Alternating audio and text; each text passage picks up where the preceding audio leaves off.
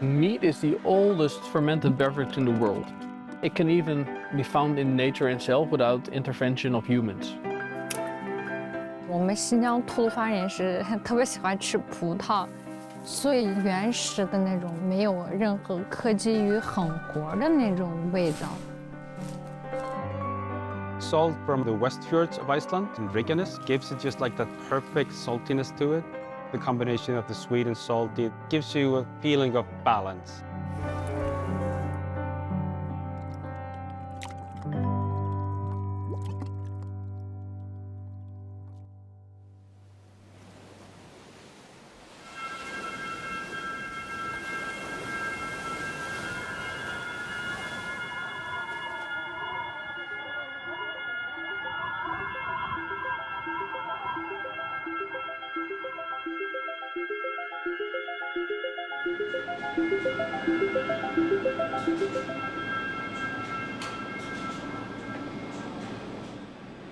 My name is Kjartan Gíslason.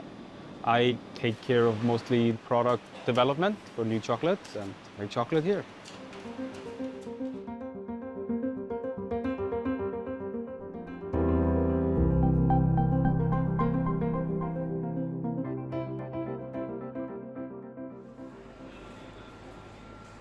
I worked as a chef for almost 20 years, both here in Iceland and around Europe, at some Michelin restaurants as well. In the Renaissance area of food making that started around 2010, that we were starting to look at more at sourcing local ingredients. We are creating our own flavors, from the source material, so to speak. Oh, would this work with chocolate? And the answer is really 90% of the time, yes, most things work with chocolate. I prefer to use a little bit of salt in most of every recipe we make, even though people don't really notice it. It's just something about the combination of the sweet and salty that, will always be enjoyable to have at the same bite. It kind of gives you a feeling of balance in a ways. But it also heightens other flavors that are there. So we use salt from the Westfjords of Iceland in Reykjanes. It's very flaky. It gives it just like that perfect saltiness to it. It's a very nice area around there. But it's also very inaccessible.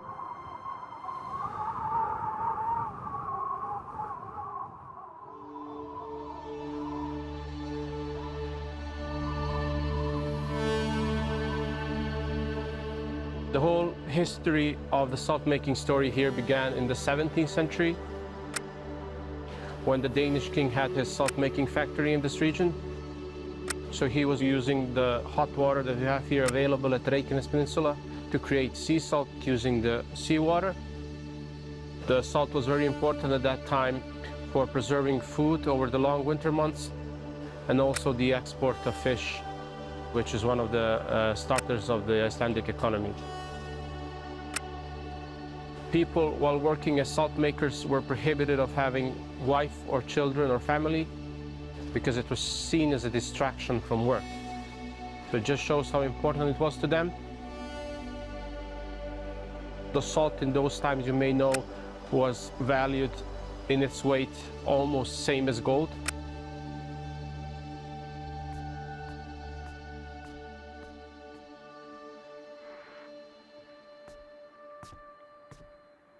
What we are doing today here, we are a bit more modernized, of course.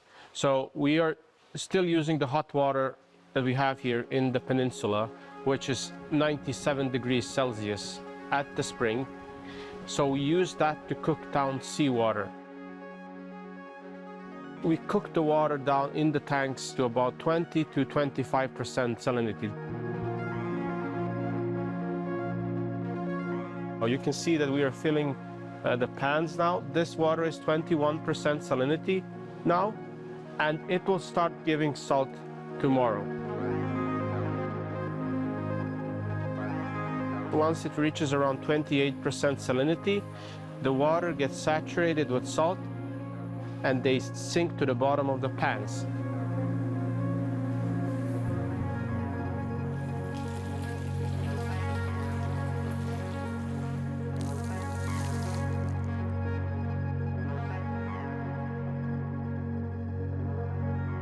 Every step of the process is run by hot water, so we use very little electricity, so it is green as it gets.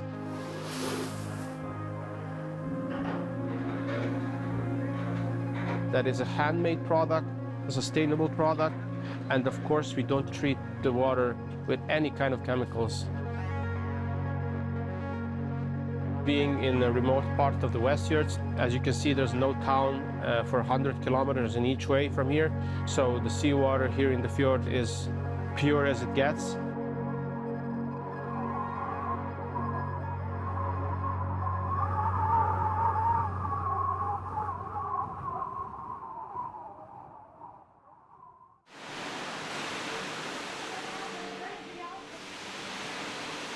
When we get the cocoa beans in-house, it's really about treating them with respect to get the best flavor.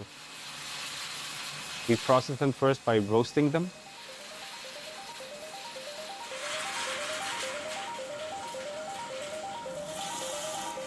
After that, we winnow them, which is basically de-shelling them and removing the kind of little husk, and that reveals the cocoa nibs, which is the inner core of the beans. We will put the nibs in here to create a mass. That takes like 3 days.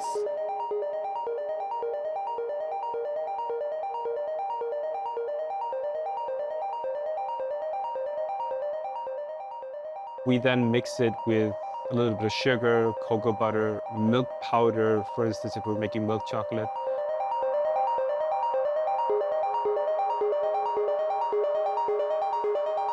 And once that process is done, you temper the chocolate, keeping the kind of fat molecules in a very stable form.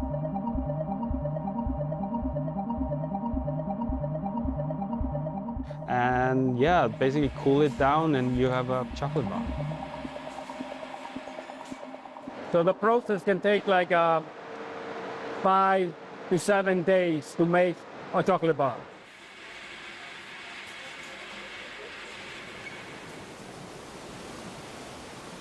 I think we would just have been in business for a couple of months or something. I think it was somebody in Dubai that wrote us that had tried our chocolate, and it was just like, oh, this is the best chocolate I ever had. It's fantastic. Just keep doing what you're doing. Like, I didn't think anybody in Dubai would be sitting down and eating the chocolate there so fast after we started.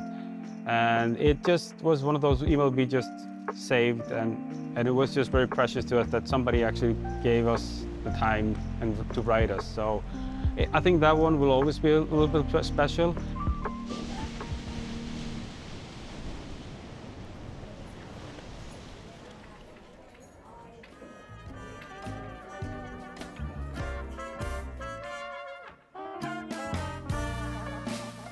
Foreigners coming here, they would find it kind of weird that we eat ice cream in the middle of winter. And if anything, it's more popular than ever. And we also have a small ice cream shop. We use utilizing all the chocolate that we make here. For the kind of culture in Iceland, this is very common, and we eat ice cream all year round, and we love it.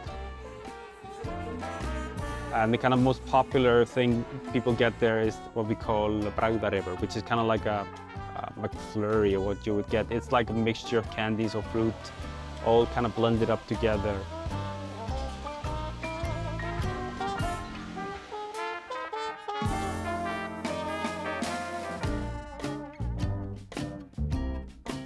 Even when I make vanilla ice cream, I add a little sea salt into it, because it heightens the vanilla flavor, for instance, or any other flavor you're putting in there. It just gives it that kind of little nicer mouthfeel in a way. Chocolate is fun to eat and it's fun to work with.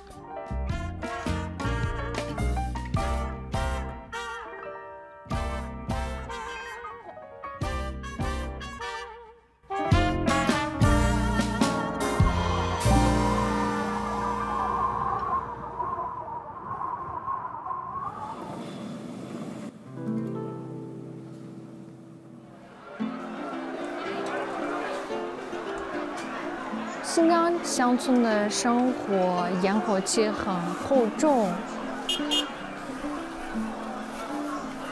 们这边瓜果很甜，然后有独特的传统的美食。哦呦，可以。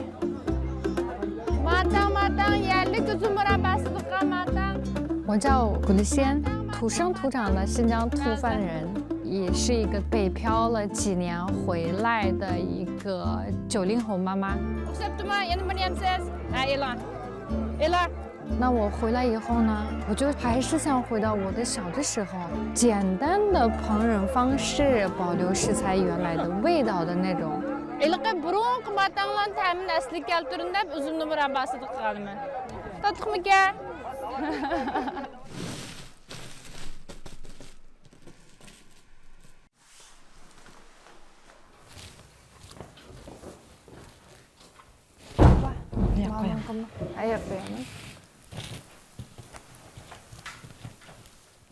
Wow, üzümlü kremi. Tuzlu diye mamırahtı. Bunda yeşil üzümler geçiyor. Bundan tatlı çıktı. Ha. Sizgen tatlılığı var şu. Aşlarca sağ tatlılık. Yazlığı höl üzümne, kışınkine kuru üzümne, bir gün yemsek yiyimiz gelip çıdamayız.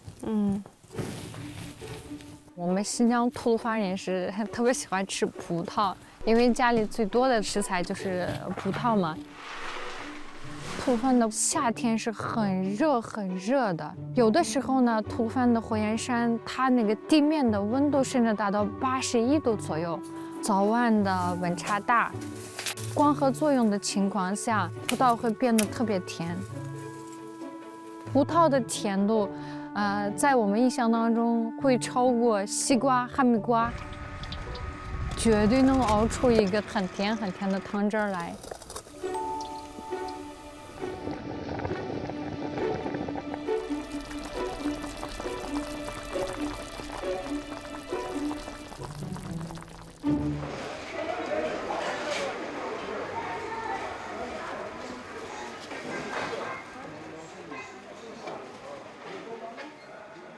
老板，妈我hormog'ini qaysi sho'badaniki?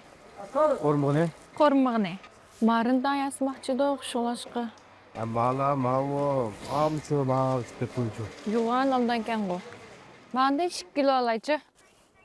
Rahmat. Manda 2 kilo olay. Kiloni olib bo'ldik. Rahmat.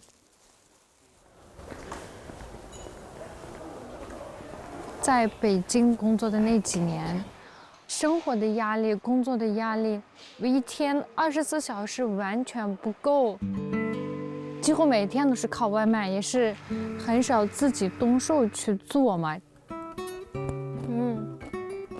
不给了嘞。然后呢，有了小孩以后，开始有了各种焦虑。妈也不是出来了干嘛我太悲死呀。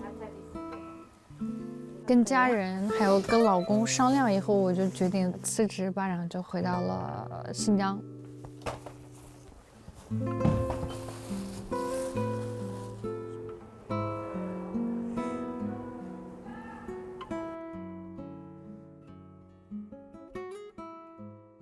再走一点就是卡尔井了。其实家里是有自来水的，但是我们更喜欢喝卡尔井的水，因为卡尔井的水泡出来的茶的颜色更浓一点，然后口感呢更香甜一点。这个就是卡尔井。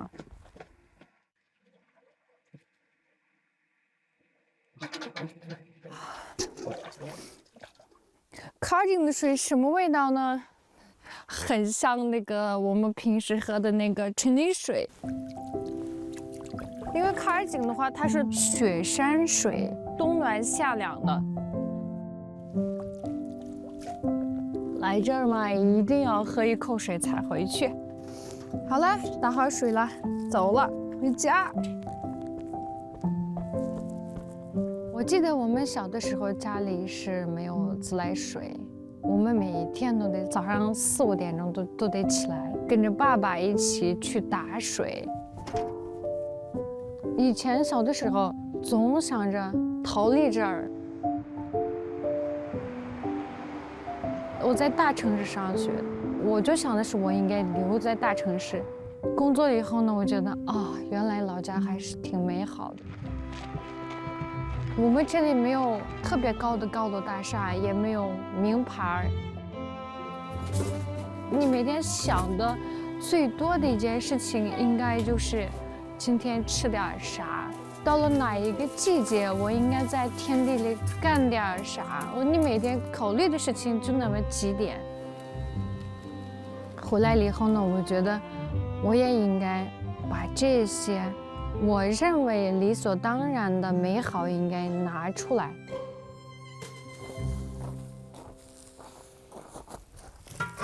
我们今天做马仁汤，今天用的食材全是我们新疆本地产的。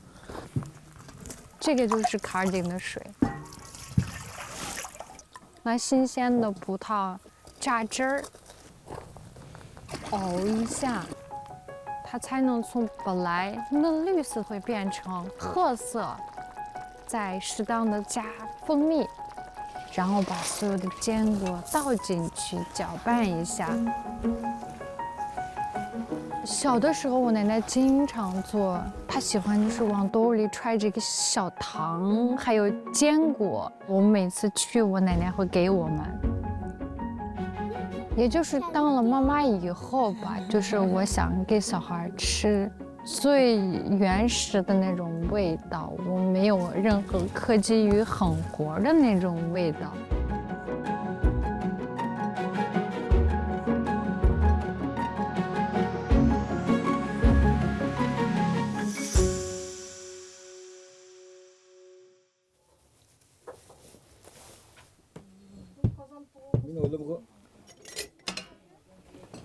다 또 말라.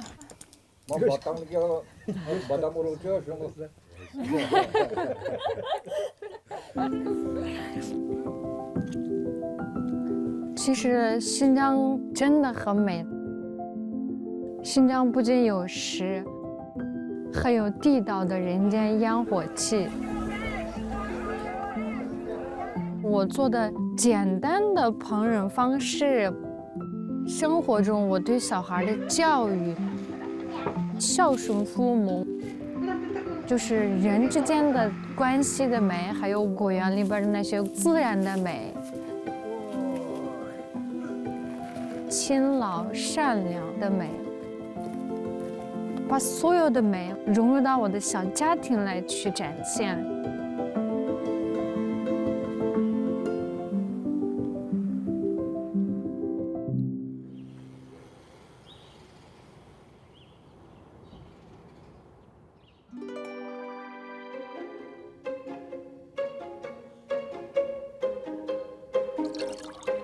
When I talk with people about mead, and you see them thinking, so is it a wine? I'm like no, it's their own different kind of drink. But people don't know it, so it's difficult for them to give it a place inside their head. Mead is the oldest fermented beverage in the world. It's even older than beer and wine, and it can even be found in nature itself without intervention of humans.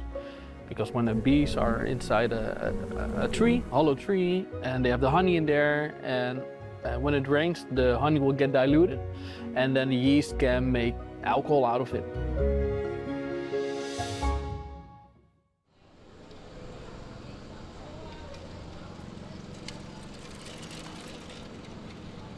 It was in the year of 2013 that I first tasted mead for myself. It was a traditional mead with only honey as a flavoring. I fell in love with the first sip. And then I started doing mead making as a hobby. I just did it at home and I followed the first instructions that I found on the internet. A friend of mine tasted the mead and he said, "You know what to call this mead? You need to call this mead Satan's sweat." That's how it tastes. It was terrible, very terrible.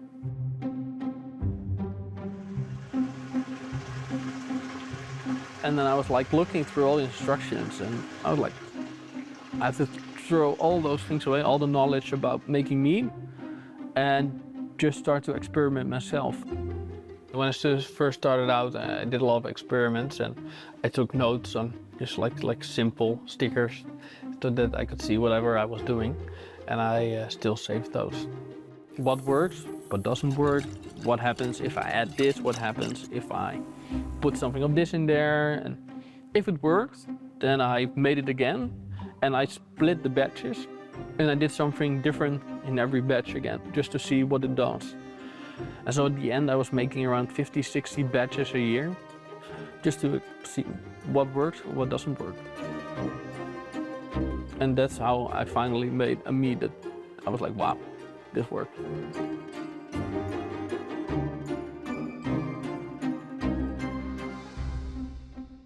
So if we make a traditional batch of mead, first things you need is honey. Honey is very important, and I really like that you can taste the regional flavors of honey. And yeast is going to be also very important, because every yeast strain has its specific kind of flavors that it will bring to the product. Because it doesn't have any guidelines, you can add everything whenever you want to add it. You can add fruit after the fermentation is done, so you get a second fermentation. You can add fruit during aging, and you can also do a combination of all those. So the possibilities are almost endless with mead. And then you mix everything together in a specific ratio that the yeast is able to consume the sugars of the honey and turn it into alcohol. Before I became a mead maker, I was a nurse, and I asked to get 1 day in the week off for my hobby. At first it was like, oh, no problem. And then on the day I needed to sign the contract, it was like, they were like, okay, but we can't actually do that, so you have to make a choice.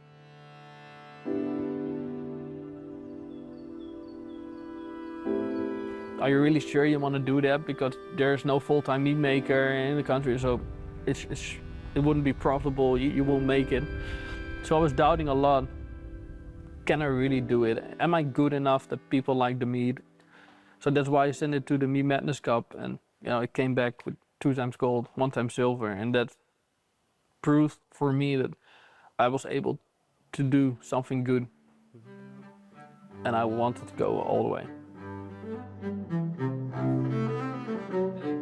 Hoi, hoe is het? Goed man, ik heb je mede meegenomen. Lekker, mogen we weer eens? Ja, bijna op zie ik. Bijna op. Bijna op. Dan kunnen we weer vullen. Ja.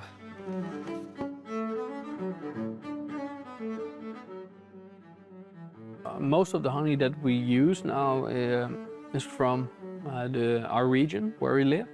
For me, it's very important to know where it's from. So it's not being tampered with. It's not fake honey, because unfortunately you have a lot of fake honey on the market. And if we can get it locally, we try to get it nationally, and we use a lot of honey from the local beekeepers, because then we also support them, but we also know where the honey is from.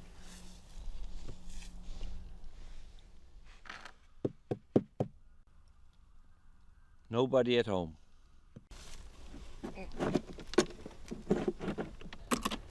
Look, they're all dead from a few months. They're alive. We're checking today how is the winter for the bees and how many bees are dying in the winter. When you want to become healthy bees, you need different kinds of pollination. In the autumn, that's a big problem in the Netherlands. And we are working on it. We want to tell the farmers they do something less, let it grow. Then you have different kinds of flowers in your garden, in your land. We have 4 dead colonies. It's okay, it's acceptable. A lot of beekeepers, they lost everything. We met each other 4 years ago. I read an article in the newspaper that he's making mead. We are talking to each other about his product. If you want to know what I'm doing in my colonies, because the honey was very pure. He wants to have for his product real honey.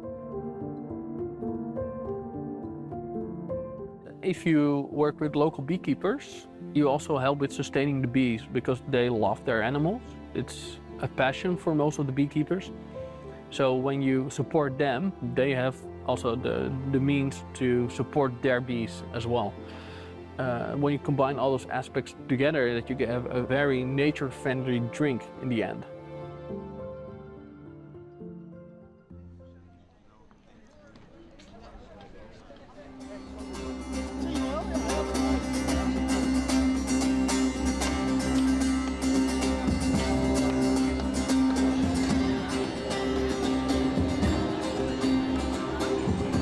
It went very well. I didn't expect it to be that good, but I think it is because it's the first event of the year. And people can finally do something again after everything with Christmas, and because it was very quiet. Deze heeft 2 jaar geleden prijs van beste mede van de wereld gewonnen.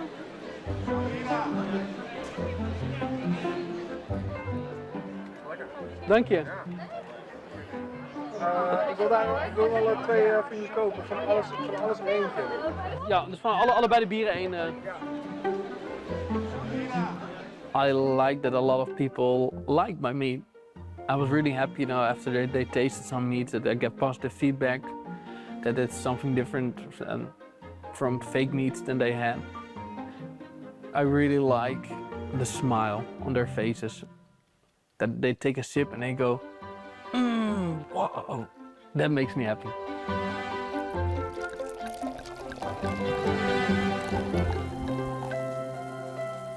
Nature is creating fascinating sweet brews. It takes me into a captivating world of flavors. 大自然给我注入了精神的能量，让我重新发现不一样的美。If I'm gonna eat sweet, I'm gonna eat better sweets, the natural sweets in that sense.